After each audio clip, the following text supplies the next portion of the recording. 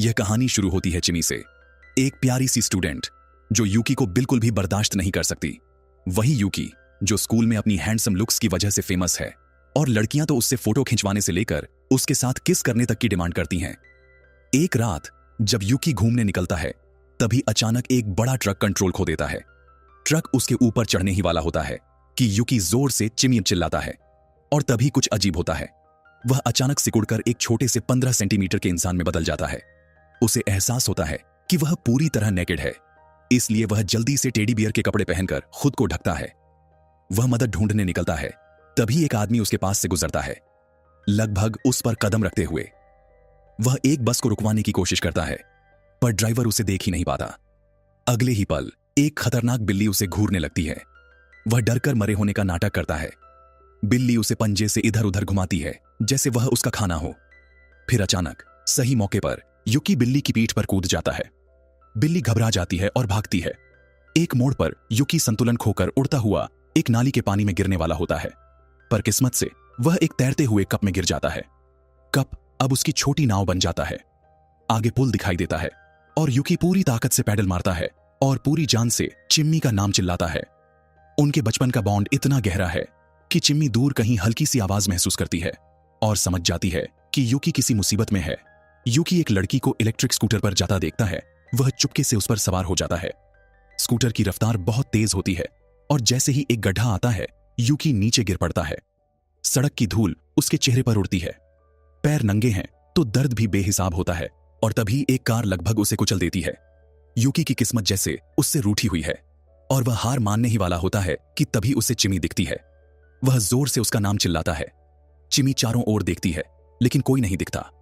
फिर वह नीचे झांकती है और चौंक कर देखती है कि यूकी अब इतना छोटा हो गया है। वह उसे अपनी हथेली पर उठाती है ताकि साफ दिख सके और यूकी उसे सब बताता है कि कैसे मरते मरते वह छोटा हो गया। चिमी उसे हॉस्पिटल ले जाने की बात करती है लेकिन यूकी तुरंत मना कर देता है क्योंकि जब उसकी मां कैंसर से मरी थी तब से ही उसे हॉस्पिटल से डर लगता है। तब चिमी इंटरनेट पर सर्च करती है कि इतने छोटे इंसान के साथ आखिर किया क्या जाए। लेकिन तभी एक तेज हवा का झोंका यूकी को उड़ाने लगता है और चिमी फुर्ती से उसे पकड़ लेती है। तब यूकी को जोरदार छींक आती है और चिमी समझ जाती है कि वह बीमार है, तो वह फौरन उसे अपने पर्स में डालकर घर ले जाने का फैसला करती है। लेकिन उसके बैग में रखी चीजें यूकी को कुचल रही होती हैं और बेचारा उल्टी करने की हालत में पहुंच जाता है। किसी तरह चिमी घर पहुंचती है और अपने परिवार को कुछ भी न बताते हुए सब कुछ नॉर्मल दिखाने का नाटक करती है। यूकी को वह अपने कमरे में रखती है और उसके लिए एक कप में गर्म पानी भर लाती है। यूकी उस कप को एक मिनी बाथ टब की तरह यूज करता है और फ्रेश हो जाता है। चिमी कहती है कि वह उसके घर रुक सकता है लेकिन एक शर्त पर, उसे कोई दिक्कत नहीं देनी है और उसके सामान को हाथ भी नहीं लगाना है। यूकी बोलता है कि उसके पास पहनने को कुछ नहीं है, सोने की कोई जगह नहीं है। तभी चिमी को आइडिया आता है। वह अपनी डॉल हाउस निकालती है और यूकी को उसमें रहने का ऑफर देती है। यूकी को पहनाने के लिए वह अपनी गुड़िया के कपड़े निकालती है और जैसे ही यूकी वह ड्रेस पहनता है चिमी अपनी हंसी रोक नहीं पाती। यूकी गुस्से में कहता है, मजाक मत उड़ाओ वरना सब कपड़े उतार दूंगा। चिमी को तो अब वह और भी क्यूट लगने लगता है और वह उसके साथ कुछ क्यूट सेल्फी क्लिक कर लेती है। फिर वह उसे छेड़ने लगती है, हल्का फुल्का टच करती है और मस्ती करती है, जो यूकी को धीरे धीरे चिढ़ाने लगता है क्योंकि अब वह पूरी तरह से बेबस है। फिर अचानक वह छिप जाता है क्योंकि चिमी की मम्मी कमरे में आ जाती है।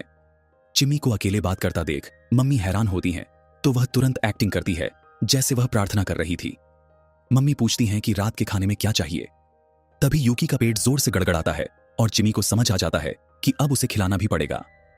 वह एक छोटा सा बाउल निकालती है और नूडल्स के इतने बड़े बड़े टुकड़े काटती है कि यूकी के लिए वह राक्षसी लगते हैं। बाद में यूकी को डॉल हाउस पसंद नहीं आता और वह चिमी के पास ही सोना चाहता है।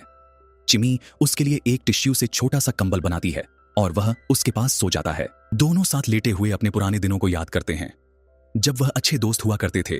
उस झगड़े से पहले सुबह उठते हैं, चिमी स्कूल चली जाती है। चिमी की मोम जैसे ही वैक्यूम चलाती है यूकी उसके अंदर खिंचने लगता है और वह एक पोल को कसकर पकड़ लेता है ताकि उड़ न जाए। दूसरी तरफ चिमी स्कूल से भाग आती है और भागते हुए सीधे अपने रूम में जाती है जहां यूकी एक कोने में बेहद उदास बैठा होता है। वह माफी मांगती है और यूकी डरते हुए कहता है कि उसकी मां तो किसी गॉडजिला जैसी लग रही थी, उसे अब इंसानों से डर लगने लगा है। चिमी को एहसास होता है कि वो उसे अकेला नहीं छोड़ सकती क्योंकि अब यूकी इतना छोटा हो चुका है कि कोई भी छोटी सी चीज उसकी जान ले सकती है। इसके बाद दोनों मिलकर एक सर्वाइवल रूल सेट करते हैं। यूकी कभी ऊंचाई के पास नहीं जाएगा और जैसे ही कोई इंसान कमरे में आएगा वो मरे हुए का नाटक करेगा। फिर यूकी बाहर जाने की जिद करता है तो चिमी उसे अपने पॉकेट में रख लेती है, बिल्कुल अपने दिल के पास। यूकी खुद को दुनिया का सबसे खुशनसीब आदमी महसूस करता है, लेकिन तभी हल्की सी टच महसूस होती है और चिमी तुरंत बोलती है, हाथ अगर जरा भी गलत जगह गया ना तो समझ लेना। इसके बाद दोनों जाते हैं उस बेंच के पास जहां उन्होंने साथ में कई पल बिताए थे। लेकिन यूकी को बेचैनी होती है क्योंकि ऊपर से एक गिद्ध उसकी तरफ मंडरा रहा होता है और उसे लगता है कि उसकी मौत उसके सिर पर मंडरा रही है। चिमी उसे भरोसा दिलाती है कि वह उसकी रक्षा करेगी और फिर दोनों सोचते हैं, क्या एक बड़े इंसान और छोटे इंसान के बीच किस करना मुमकिन है। यूकी थोड़ा नर्वस हो जाता है लेकिन कहता है कि यह सिर्फ एक टेस्ट होगा और फिर दोनों किस करते हैं। इसके बाद वो घर वापस आ जाते हैं। यूकी को उसकी बास्केटबॉल कोच का मैसेज आता है कि वो कहाँ है, तो यूकी से मैसेज लिखवा देता है कि वो बाहर घूमने गया है। लेकिन जब अगले दिन यूकी स्कूल जाती है तो यूकी को कोच उसके सामने आ जाती है और उससे बोलती है कि तुमने यूकी को कहाँ छिपा रखा है, क्योंकि वह अचानक से ऐसे गायब नहीं हो सकता। उसे तो एक बहुत बड़ा बास्केटबॉल मैच खेलना है। यूकी चुपचाप जेब में छिपा रहता है, लेकिन बास्केटबॉल टीचर का शक बढ़ता जाता है और वो चिमी पर दबाव डालती है कि सच सच बताओ यूकी कहाँ है। चिमी बस इतना कहती है, प्लीज मुझ पर भरोसा करो, और अपना हाथ दिल पर रखती है। उसकी आंखों में एक सच्चाई झलकती है जिसे यूकी अपनी जगह से देख रहा होता है और उसका दिल चिमी के लिए और भी ज्यादा प्यार से भर जाता है। लेकिन उसी वक्त वह जेब से फिसलने लगता है और जैसे तैसे खुद को संभालते हुए वापस अंदर आ जाता है। इससे पहले कि टीचर कुछ देख पाए, वह फौरन चिमी से माफी मांगता है कि उसने उसे झूठ बोलने पर मजबूर किया, और चिमी के चेहरे पर अब भी टीचर की बातें घूम रही होती हैं। थोड़ी जलन के साथ वह कहती है, लगता है वो टीचर तुमसे प्यार करती है। यूकी पहले तो इनकार करता है, लेकिन फिर उसे क्लास में टीचर की वो नजरें याद आती हैं और उसे एहसास होता है कि शायद उसमें कुछ सच्चाई हो सकती है। जेब से स्कूल का सीन देखते हुए यूकी को अचानक बास्केटबॉल कोर्ट पर रखा गया बॉल दिखाई देता है, जो एक टीचर गलती से उनकी तरफ फेंक देता है। चिमी जल्दी से हटती है और बचती है, लेकिन यूकी उसे डांटता है, इतनी टल्ली क्यों हो रही है। तभी यूकी को जोर का छींक आता है और वह प्रोफेसर समझ बैठती है कि चिमी उसका मजाक उड़ा रही है। तो चिमी बहाना बनाती है कि वह आवाज तो उसके जूतों की थी। इसके बाद वो यूकी को डांटती है, अब एक भी आवाज निकाली तो स्कूल से दोनों की छुट्टी हो जाएगी। लेकिन यूकी तो रेबेल मोड में होता है, जेब से बाहर आने की कोशिश करता है और चिमी गुस्से में उसके सिर पर हल्का सा छांटा मारकर घबरा कर कहती है, चुप हो जा। लेकिन यूकी तो हंगर मोड में होता है, मुझे बहुत जोर की भूख लगी है, खाने की भी और किस की भी। चिमी तुरंत चिल्लाती है, खाना बर्दाश्त कर लूंगी लेकिन किस भूल जा। और सब स्टूडेंट्स हक्के बक्के होकर उसकी तरफ देखने लगते हैं। फिर वह झट से अपनी जेब में उंगलियां डालकर उसे काबू में लाने की कोशिश करती है, लेकिन यूकी गुस्से में उसकी उंगली काट लेता है और चिमी की फ्रेंड को उसकी हरकतें कुछ तो अजीब लगती हैं।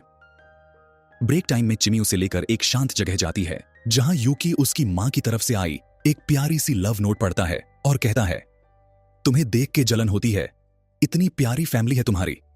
मेरी मां के जाने के बाद तो मैंने अपने पापा से भी बात करना छोड़ दिया। तभी चिमी की दोस्त पहुंच जाती है और यूकी लिटरली गुस्से में उछल पड़ता है।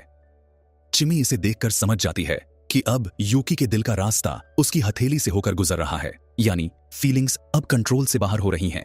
उन दोनों की आत्माएं अब एक गहरा कनेक्शन महसूस करने लगी हैं और यूकी उससे विनती करता है कि वो उसे उसका बास्केटबॉल मैच देखने ले चले, वही मैच जो वो खेलने वाला था। अफसोस की बात यह होती है कि चिमी की टीम हार जाती है और यूकी खुद को जिम्मेदार मानता है। उसे लगता है कि उसने अपने साथियों को धोखा दिया। फिर वे दोनों साथ में दिन बिताते हैं। चिमी उसे हिम्मत देती है और दोनों एक कपल्स वाली राइड पर चढ़ जाते हैं, वही राइड जिसमें वे पहले भी गए थे। राइड इतनी तेज घूमती है कि यूकी तो जेब में बैठा बैठा ही चकरा जाता है। तभी वह कुछ लड़कियों को देखती है जो छोटे छोटे कार्डबोर्ड आइडल्स लेकर घूम रही हैं और चिमी को एक आइडिया आता है।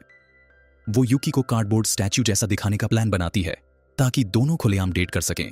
यूकी स्टैच्यू बनकर बैठ जाता है, लेकिन तभी कुछ लड़कियां आ जाती हैं और कहती हैं, तुम्हारा ये डॉल तो बड़ा क्यूट है। चिमी उन पर झपट पड़ती है और इतने तीखे शब्द बोलती है कि लड़कियां उसे पागल समझकर भाग जाती हैं। खतरा टलने के बाद यूकी उसकी आंखों में देखते हुए कहता है, इस पूरी दुनिया की लड़कियों में सबसे प्यारी तो तुम हो। और चिमी शर्म से लाल हो जाती है। वो सोचती है कि काश वो भी बड़ा होता, और यही एहसास उसके दिल को छू जाता है। फिर दोनों एक और किस करते हैं। इस बार अपने प्यार को परखने के लिए यूकी तो जैसे प्यार की हवा में उड़ रहा होता है। वो कहता है, तो फिर एक और विश पूरी कर दो। फिर चिमी अपने बास्केटबॉल दोस्तों को बताती है कि यूकी बहुत अफसोस करता है कि वह उनके साथ नहीं खेल सका, लेकिन वह उन्हें अपना पूरा सपोर्ट और एनर्जी दे रहा है। टीम का कॉन्फिडेंस लौट आता है और चिमी भी खुश हो जाती है। घर लौटने पर चिमी को लगता है जैसे उसका कमरा अब छोटा पड़ने लगा है।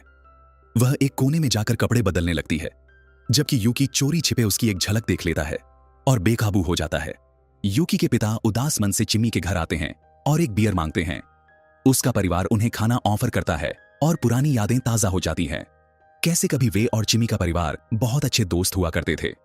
यूकी के पिता हमेशा मानते थे कि यूकी को चिमी पसंद है। यह सुनकर चिमी लाल हो जाती है और तभी उसकी मां मजाक में कहती है कि दोनों को शादी कर लेनी चाहिए। यह सुनकर चिमी शर्म से तड़प उठती है और उन्हें चुप रहने की विनती करती है। यूकी तो मन ही मन चिल्ला देना चाहता है कि उसे सच में चिमी पसंद है, लेकिन तभी उसके पिता चिमी से बस इतना कहते हैं कि वह उसके बेटे का ख्याल रखे। फिर यह सच सामने आता है कि उनकी खराब रिश्तेदारी की असली वजह यह है कि यूकी के पिता ने अपनी बीमार पत्नी को एक एक्सपेरिमेंटल इलाज के लिए अनुमति दे दी थी, जिसे यूकी ने कभी माफ नहीं किया। यूकी अपनी मां को याद करके रो पड़ता है और चिमी उसे हल्के थपक कर कंफर्ट देती है। चिमी उसके साथ इतना समय अकेले बिताने लगती है कि उसकी मां चिंतित हो जाती है। जब वह कमरे में जाती है तो चिमी को खुद से बात करते हुए पाती है, लेकिन सच में वह एक छोटे से कपड़े के बने यूकी जैसे दिखने वाले पुतले से बात कर रही होती है। उसकी मां को लगता है कि चिमी का दिमागी संतुलन बिगड़ गया है और वह एक मनोवैज्ञानिक से संपर्क करती है। इसी बीच चिमी और यूकी साथ में नहाते हैं और चिमी पानी में मिनरल सॉल्ट्स डाल देती है ताकि पानी पारदर्शी न रहे। यूकी उसकी बॉडी झांकने की कोशिश करता है तो वह जवाब में उसके कप के पास सट जाती है और वह घबराकर खुद को ढक लेता है और उसे पागल कहता है। कुछ देर बाद चिमी नीचे किचन में जाती है और पाती है कि परिवार का हर सदस्य हाथ में एक एक छोटा पुतला पकड़े हुए है, क्योंकि वे सब मानते हैं कि चिम्मी ने यूकी को याद करके उसका पुतला बनाया है। इसलिए चिम्मी भी इस बात का साथ देती है ताकि वह यूकी के साथ और समय बिता सके। एक दिन स्कूल में किसी ने चिम्मी पर बास्केटबॉल फेंका जो यूकी को कुचल सकता था, लेकिन चिम्मी उसे फुर्ती से बचा लेती है और गुस्से से कांपते हुए गेंद वापस फेंकती है, क्योंकि उसके लिए यूकी को चोट पहुंचाना दिल पर पाप जैसा लगता है। यहां एपिसोड 2 एंड होता है। अगर आप आगे के एपिसोड देखना चाहते हैं तो कमेंट करके जरूर बताइए।